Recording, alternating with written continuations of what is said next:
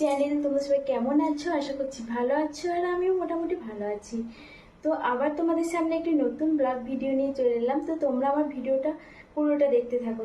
আর এখন আমি দেখতেই পাচ্ছ সেজে গুজে নিয়েছি, কারণ আমি আজকে বাবার বাড়ি যাচ্ছি। আমার বর বাড়ি এসেছে, তাই আমাকে আজকে বাবার বাড়িতে একবার ঘুরতে নিয়ে যাচ্ছে। তো তোমরা আমার ব্লগ ভিডিওটা দেখতে থাকো। তো এখন আমরা বেরিয়ে পড়েছি, আর এটা আমার পিঠে। তোমরা কি ভাবছো যে রেড কালারের ওটা কি?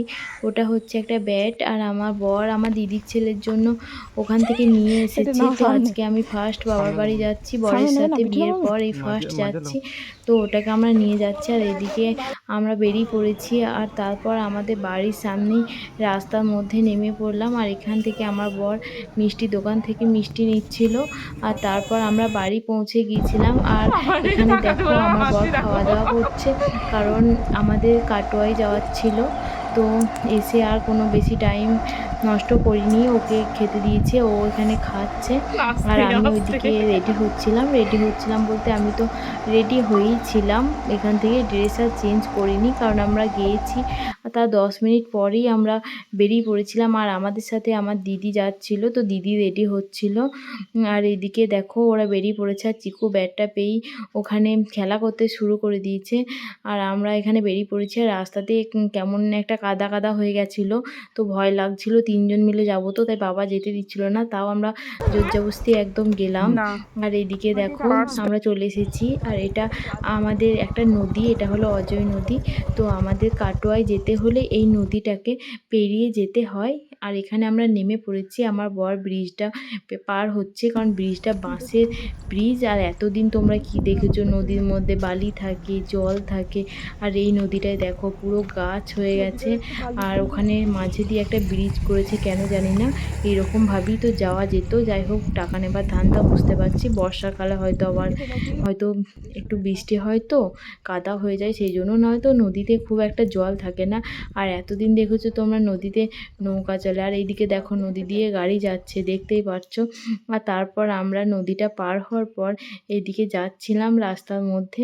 আমাদের বাড়ি থেকে কাটোয়াটা খুব একটা দূর নয়, কারণ খুব কাছেই, নদীটা পার হওয়ার কিছুক্ষণ লাগে, আর 10 মিনিট মতো লাগে।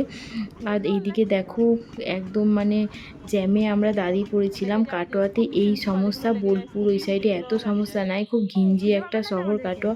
তারপর আমরা চলে এসেছিলাম স্টাইল বাজারে।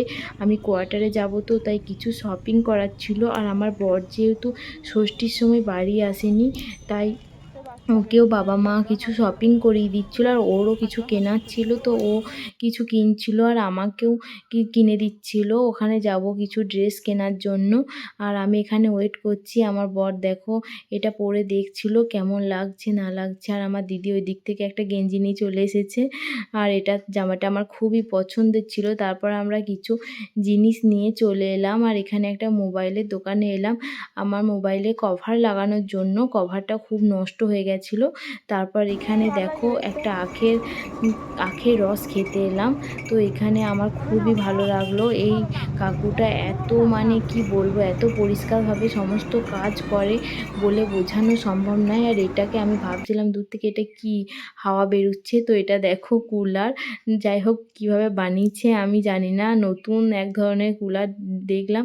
আর এখান থেকেই বসে আছি, আর কাটোয়া স্টেশনটা এখান থেকে দেখা যাচ্ছে দেখো। আর তারপর আমরা বাড়ি চলে এলাম।